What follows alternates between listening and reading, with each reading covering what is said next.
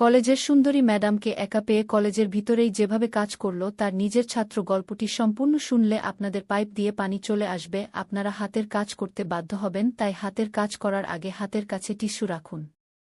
একটি ১৯ থেকে ২০ বছর বয়সী ছেলে কলেজের ক্লাসরুমে তার কলেজের সবচেয়ে সুন্দরী শিক্ষিকার সাথে সম্পর্ক গড়ে তুলছিল এবং সে এমনভাবে সম্পর্ক গড়ে তুলছিল যে তাদের দুজনের আওয়াজ রুমের বাইরে পর্যন্ত পৌঁছাচ্ছিল এবং ম্যাডামও তার পূর্ণ সহযোগিতা করছিলেন।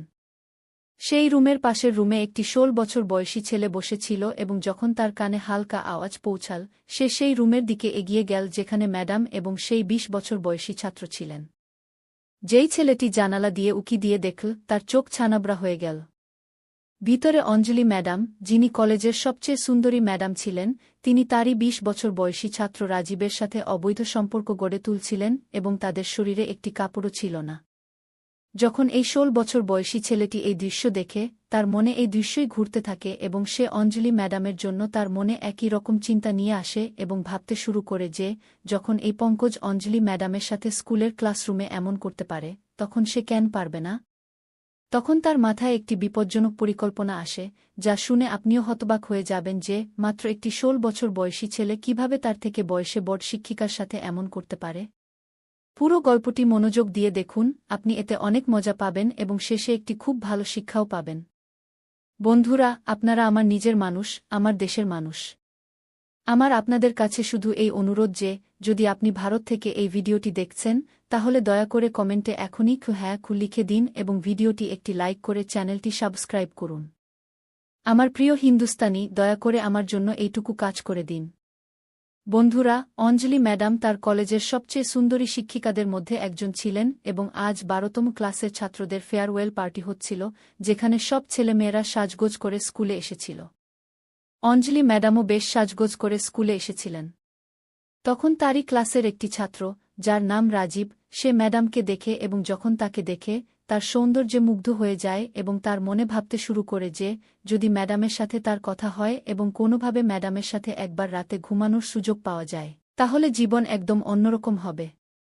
রাজীবের মনে ম্যাডামের জন্য অনুভূতি এসে গিয়েছিল, কিন্তু ম্যাডাম এখনও পর্যন্ত এই বিষয়ে কিছুই জানতেন না।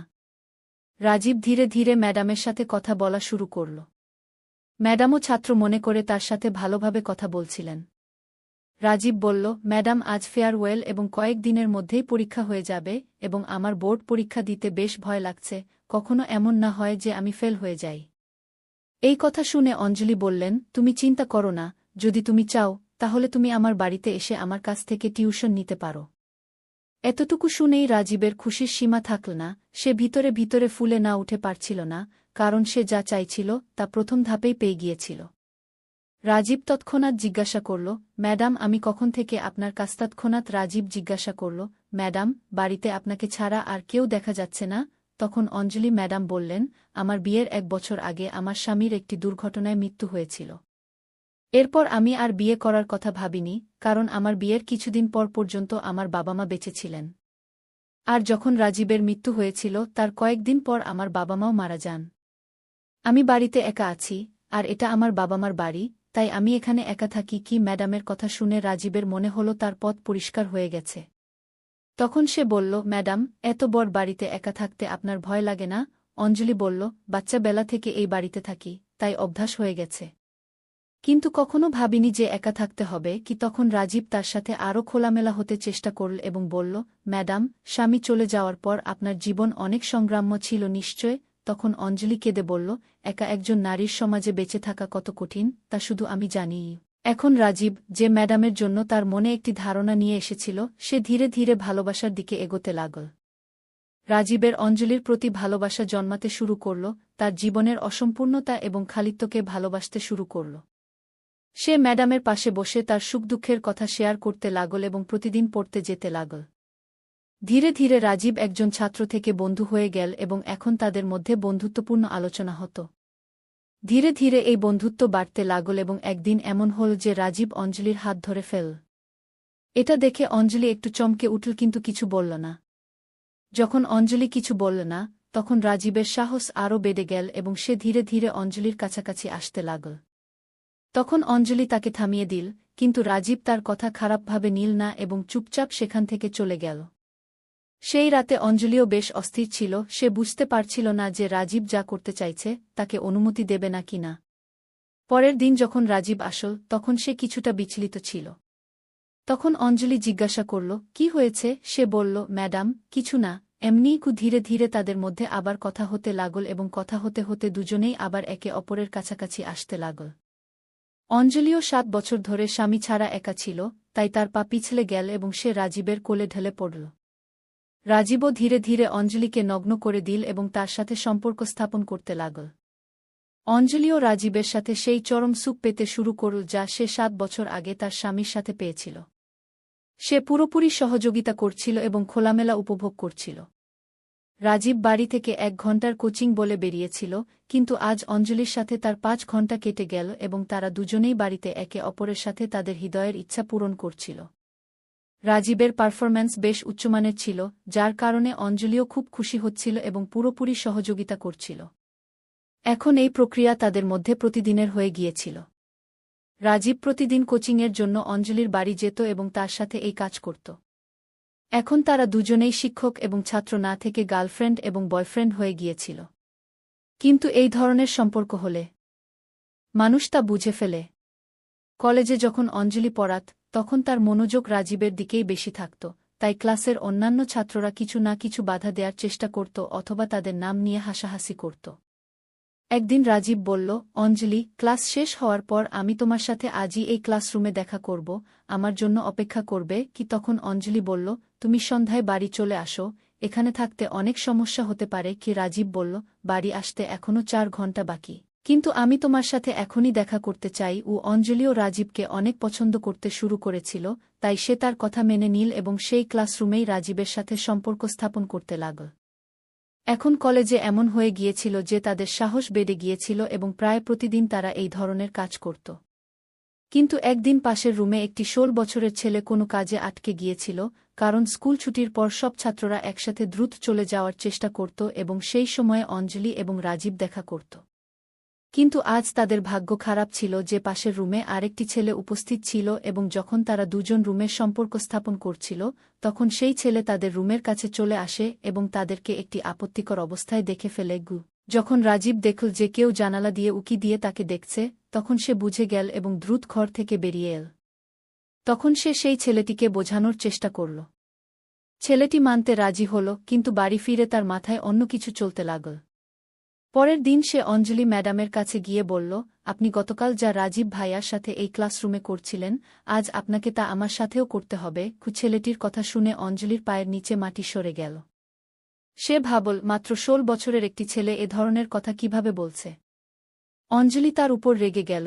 তখন ছেলেটিও রেগে বলল, আপনি যদি আমার কথা না মানেন তাহলে আমি আপনাদের দুজনের কাজ পুরো কলেজে বলে দেব কি? এখন অঞ্জলি খুব টেনশনে পড়ে গেল এবং সে তড়িঘড়ি ফোন করে রাজীবকে এই কথা জানাল। রাজীব বলল, আপনাকে তার থেকে ভয় পাওয়ার দরকার নেই। তখন অঞ্জলি বলল, সে যদি সবাইকে বলে দেয় তাহলে কি হবে? তখনই রাজীব বলল, আপনি কি আমাকে বিশ্বাস করেন? আপনি কি আমাকে ভালোবাসেন? এই কথায় অঞ্জলি উত্তর দিল, হ্যাঁ, আমি তোমাকে বিশ্বাসও করি এবং ভালোবাসিও। কিন্তু যদি এই ছেলেটি সবাইকে সব বলে দেয় তাহলে কি হবে? তখন রাজীব বলল, আমি তোমাকে বিয়ে করতে চাই। এতটা শুনে অঞ্জলির কিছুটা ধাক্কা লাগল এবং সে বলল, তুমি এ কি বলছ? তুমি আমার থেকে প্রায় ১০ বছর ছোট, আর এসব সম্ভব নয় কি? তখন রাজীব বলল, আমি শুধু তোমার দেহকে ভালোবাসিনি, আমি তোমাকে সত্যিকারের ভালোবেসেছি। যদি তুমি আমাকে বিয়ে করতে চাও তাহলে আমি আমার পরিবারের সাথে এই বিষয়ে কথা বলতে প্রস্তুত কি? তার কথা শুনে অঞ্জলির মনেও আবার বিয়ে করার ইচ্ছা জেগে উঠল, কিন্তু সে ভাবছিল, কেউ যদি এই সম্পর্ক দেখে তাহলে কি বলবে? একজন শিক্ষক তার নিজের ছাত্রের সাথে এমন কাজ করল এবং তারপর তাকেই বিয়ে করল, এই ভাবনাই তাকে রাজীবকে বিয়ে করতে বাধা দিচ্ছিল। রাজীব বলল, তুমি দুনিয়ার কথা ভেবো না। দুনিয়ার কাজ শুধু বলা। যদি তুমি আমাকে ভালোবাসো তাহলে শুধু হ্যাঁ বা না বলো। তার কথা শুনে অঞ্জলি হ্যাঁ বলে দিল এবং তারপর রাজীব গিয়ে এই কথা তার পরিবারকে জানাল। রাজীবের বাবা ছিলেন খুব স্থ এবং রক্ষণশীল মানুষ। তিনি এসব বিষয়ে সবসময় ঘৃণা করতেন। যখন ছেলে এমন কথা বলল তখন বাবা খুব রেগে গেলেন এবং তাকে ডাঁটতে লাগলেন। কিন্তু রাজীব অঞ্জলিকে সত্যিকারের ভালোবাসত এবং সে ঠিক করেছিল যে সে অঞ্জলিকেই বিয়ে করবে, কারণ তার মন তাকে বলছিল যে অঞ্জলি কোনো খারাপ মেয়ে নয়, ভাগ্য তার সাথে খারাপ ব্যবহার করেছে। আর যখন সে তার জীবনে এসেছে তখন কেন তাকেই তার স্ত্রী বানাবে না? রাজীব অনেক দিন ধরে অস্থির থাকল, খাওয়া দাওয়া ছেড়ে দিল, শরীর অনেক দুর্বল হয়ে গেল। তখন বাবারও বুঝতে শুরু করল যে হয়তো তার ছেলে অঞ্জলি ছাড়া থাকতে পারবে না, তাই তিনিও রাজি হয়ে গেলেন। তারপর রাজীব ও অঞ্জলি সুখে বিয়ে করল। এখন রাজীব তার স্ত্রীর সাথে তার বাড়িতে সুখী জীবন যাপন করছে। বন্ধুরা, এই গল্পে কোনো অপরাধ তো হয়নি, কিন্তু যে ছেলেটি তাদের দুজনকে দেখেছিল তার চিন্তাভাবনা এত কম বয়সেই এত খারাপ ছিল।